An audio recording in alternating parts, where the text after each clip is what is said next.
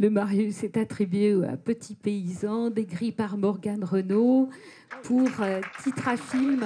Côté décorum, on est bien loin du faste de la cérémonie des Césars. Mais pour les créateurs du Marius, l'important est ailleurs. Ce prix de la meilleure audio-description est avant tout un message envoyé aux professionnels du cinéma. Évidemment, si l'audio-description était reconnue réellement, on serait très heureux.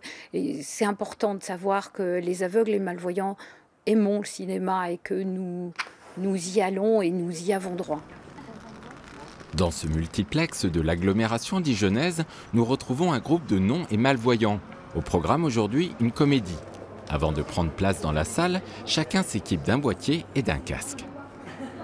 Donc rien à faire. Je vous le préparez, c'est chargé, il n'y a plus qu'à pendant le film. Tenez. Voilà, pardon. Hop. Sans déranger les autres spectateurs, ce dispositif audio sans fil va leur permettre d'entendre les descriptions insérées entre les dialogues du film. L'homme aux cheveux blancs relève la tête. Elle lui montre la tomate noircie, l'air accusateur. Il hausse les épaules. Dans la chambre du mobil-home, un homme en caleçon se regarde dans un miroir. Il claque son ventre bedonnant. C'est fondamental quand on est malvoyant, parce que sinon, les trois quarts de ce qui peut se raconter à l'écran nous échappe. Hein. C'est extraordinaire. J'ai l'impression de revoir.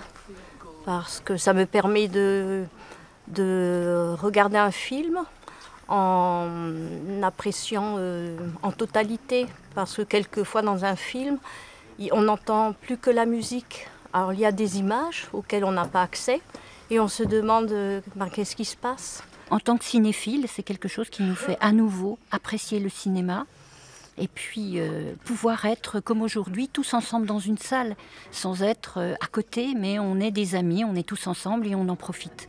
Pour Dominique et ses amis, pas toujours évident de retrouver cette convivialité. Sur Dijon, ce cinéma est le seul à proposer des films en audio-description. Sur une semaine, on a bien une vingtaine, trentaine de personnes qui peuvent assister à ces projections. Voilà, c'est à peu près la moyenne. Alors sur une année, ça ne représente peut-être pas éventuellement une grosse fréquentation, mais c'est un service avant tout. L'audio-description, un service proposé également dans les musées dijonnais. Mais auditorium et vapeur ne sont pas en reste. L'accessibilité, une priorité pour la ville.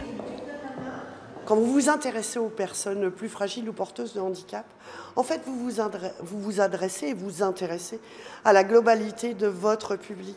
Parce que les personnes à mobilité réduite, ce ne sont pas simplement des personnes qui peuvent être handicapées physiques ou moteurs, ça peut être des personnes simplement qui sont un peu plus âgées. Le passage n'est pas très large, donc vous restez bien sagement les uns derrière les autres. 5 à 6 fois par an, au musée des Beaux-Arts, les déficients visuels et leurs accompagnateurs suivent une visite guidée un peu particulière. Voilà. Sur la tête, en serrant sa chevelure, eh bien, elle a une espèce de bourrelet enroulé de tissu, comme un serre-tête, hein, voilà, qui va se perdre. Aujourd'hui, cette guide conférencière présente aux visiteurs un tableau de la Renaissance italienne. Une Vierge et l'enfant décrit dans les moindres détails. L'autre main de l'enfant passe derrière l'épaule de la Vierge et vient tenir son épaule. Vous avez dit que la robe avait des plissés. Oui, la robe est... Alors, les plis sont dans quel sens? Horizontaux, verticaux? C'est vrai qu'il ne faut pas non plus noyer sur les détails, sous les détails, mais suffisamment quand même pour que vraiment la composition, les personnages, les éléments, le décor prennent leur place pour qu'ils puissent vraiment avoir une image mentale de ce qu'ils voient. Quand on ne voit plus, on a besoin de réactiver les souvenirs. Les souvenirs s'estompent, les souvenirs s'en vont.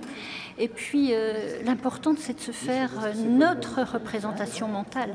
Peu importe pour nous, pour moi qui ne vois plus depuis un peu plus de 10 ans, si ce n'est pas ce qui se passe sur le tableau.